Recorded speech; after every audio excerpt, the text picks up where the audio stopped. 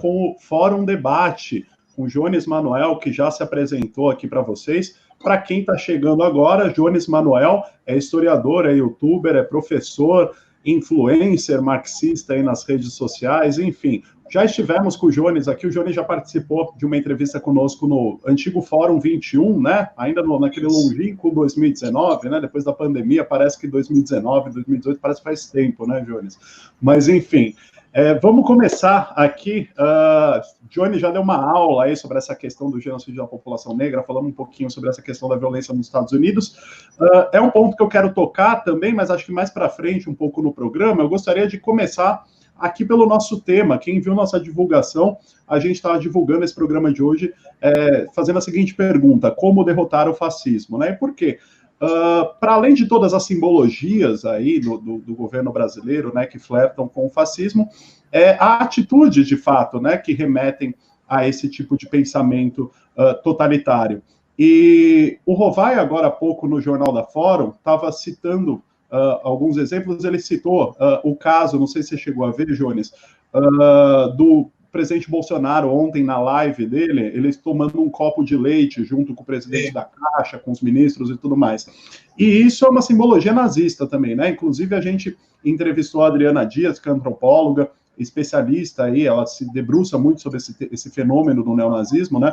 Ela fala que eles vão arrumar justificativa, falar que é uma campanha da associação de leite, não sei das quantas e tal, mas que aquilo, na verdade, é uma simbologia nazista como tantas outras, né? Então, antes da gente começar o nosso papo para falar como se combater o fascismo, tentar fazer aqui essa confabulação, gostaria de abrir nosso papo te perguntando, Jones, o que você identifica de aspectos nesse governo, e não só nesse governo, como entre seus apoiadores também, que nos chancela para dizer que esse é um governo permeado por ideias fascistas. Para além dessas simbologias, ele toma leite, ou o Brasil acima de tudo, né, que remete lá ao Deutschland über alles da Alemanha, né, para além dessas coisas que ficam no campo simbólico, quando a gente fala, Bolsonaro é um fascista, esse governo é fascista e tudo mais, para elucidar aqui para quem está nos assistindo, o que você apontaria, você como historiador, de aspectos fascistas ou que flertam com o fascismo dentro desse governo?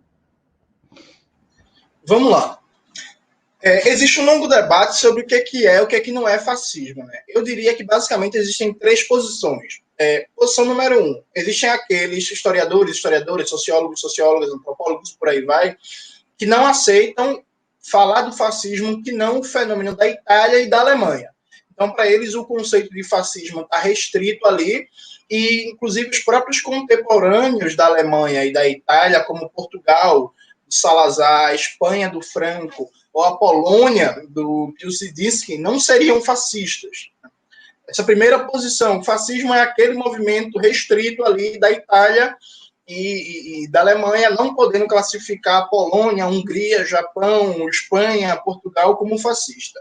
Existe um segundo movimento mais amplo que entende que o fascismo está muito mais caracterizado por um programa político e ideológico do que por suas configurações econômicas, de tal sorte que ele assume uma variedade muito grande de políticas econômicas, o mais importante é a sua política, né, a sua concepção de política, a sua concepção de mundo, de ideologia, e que entende que Portugal, Espanha, Japão, Hungria, Polônia também foram regimes fascistas, e procura, dentro de um conceito geral de fascismo, captar a particularidade de cada uma das formas historicamente existentes de fascismo. Ao mesmo tempo, porém, deixa o conceito de fascismo restrito a esse período histórico. E existe uma terceira posição que localiza o fascismo como um projeto político, que é algo essencial do capitalismo, que, como diria o professor Alessandro Leandro Mascaro, está sempre na margem, como margem extrema do capitalismo, pronto a emergir se necessário, e que, a depender da posição do país na divisão internacional do trabalho, da história, da configuração das classes, do papel do Estado, enfim, uma série de variabilidades de circunstâncias político-econômicas, culturais, institucionais e por aí vai, ele assume diferentes formas. Eu me filio à concepção de que, sim, o governo Bolsonaro é fascista, ainda que nós não estamos vivendo num regime político fascista. Veja, isso é muito importante. O regime político não é fascista. Não aconteceu ainda o grau de transformação necessário nas instituições do Estado, do sistema político e do sistema de dominação de maneira mais ampla para a gente classificar o regime como fascista. Agora, para mim, claramente, Bolsonaro é um líder fascista, ou se preferirem, que para mim está no mesmo, neofascista. E por que eu diria que ele é fascista? Primeiro, Bolsonaro trabalha com a ideia de que existe um povo brasileiro ideal, puro, e que todos que se desviam desse povo brasileiro ideal puro merecem ser exterminados. Então, homossexuais, feministas, militantes de esquerda, professores marxistas, padres progressistas, militantes comunistas, todos negros também, embora ele negue muitas vezes, pessoas transexuais e por aí vai. Todos esses elementos, indígenas, quilombolas e por aí vai, todos esses elementos Bolsonaro considera que corrompem a pureza do que é um povo brasileiro ideal. E aí a ideia de pureza de um povo é um elemento constitutivo do fascismo, e que os elementos impuros desse povo, como se fossem vírus, infecções que vão corroendo a Constituição pura, precisam ser eliminados.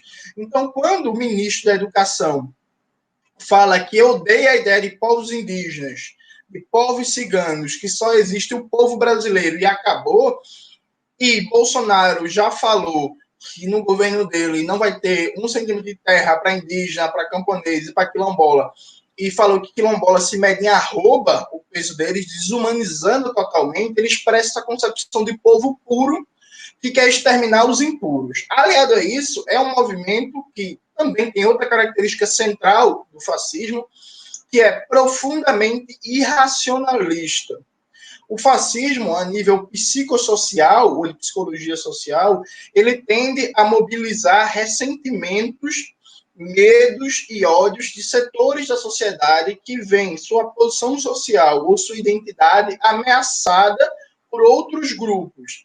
Então, só que o governo Bolsonaro, ele mobiliza essencialmente o sentimento de homens de renda alta, publicamente heterossexuais, que veem cada vez mais questionamentos a certos padrões de identidade, de relações sociais, e um aumento da competição por exemplo, vagas em universidades públicas, vagas em concursos públicos. Se nos anos 70 e 80, por exemplo, era garantido que uma pessoa de classe média teria um filho que também seria de classe média e uma reprodução da posição de classe mais garantido, hoje essa garantia não está posta por uma série de transformações no próprio capitalismo. Só que vastos setores das camadas médias entenderam que essa dificuldade cada vez maior de garantir a manutenção da sua posição de classe é fruto de cotas, é fruto de cobrança de mulheres em cargos de gerência, em cargos de direção, é fruto de políticas de cotas em concursos públicos para pessoas deficientes, para pessoas negras, enfim. Eles entendem que a pobreza relativa, o aumento do custo de vida, a dificuldade cada vez maior de se manter classe média, de pagar um apartamento, de financiar um carro, de garantir um bom emprego a partir de uma faculdade, de um mestrado, de um doutorado, é fruto dessas minorias que estão cada vez mais reclamando, com mimimi, como eles chamam. Então, o fascismo, ele mobiliza esses ódios numa perspectiva irracionalista. Um terceiro elemento é a perspectiva de montar, por fora da institucionalidade do Estado, tropas de assalto para garantir a conquista total do poder do Estado. Então, o governo Bolsonaro tem explicitamente um projeto de fomentar milícias privadas, grupos de choque, de enfrentamento nas ruas aos opositores do governo Bolsonaro, com perspectivas, inclusive, de, no acirramento da luta política, fazer de assassinatos, ataques, atentados e por aí vai. Então, a ideia de uma pureza do povo brasileiro e dos desviantes, dos inimigos que precisam ser exterminados, a mobilização de ressentimentos, de supostos inimigos internos que estão prejudicando a vida do sujeito, e essa mobilização de ressentimentos por base numa política irracionalista, na ideia de que todo mundo é de esquerda, todo mundo é comunista, e os chineses estão colonizando o Brasil, e o Foro de São Paulo, e o PT é comunista, e o PSDB é comunista, e todo mundo é comunista. E a ideia de montar grupos de assalto armado para operar a disputa do poder e eliminação física dos quadros de esquerda, dos militantes de esquerda ligados à perspectiva da classe trabalhadora, caracteriza, ao meu ver, um movimento fascista. Ainda que, para chegarmos a um regime político fascista, ainda existam vários e vários passos. Mas o governo Bolsonaro e o bolsonarismo é um movimento político fascista, ainda que nem todo mundo que votou em Bolsonaro é fascista. Inclusive, a minoria dos que votaram em Bolsonaro é que são fascistas. A imensa maioria, não. Mas o bolsonarismo é fascista, até porque quando Hitler começou a ganhar votos cada vez mais no final dos anos 20, a maioria das pessoas que votou em Hitler também não era nazista, também não queria exterminar os judeus. E, a despeito disso, foram base de apoio para a subida ao poder de um movimento nazista.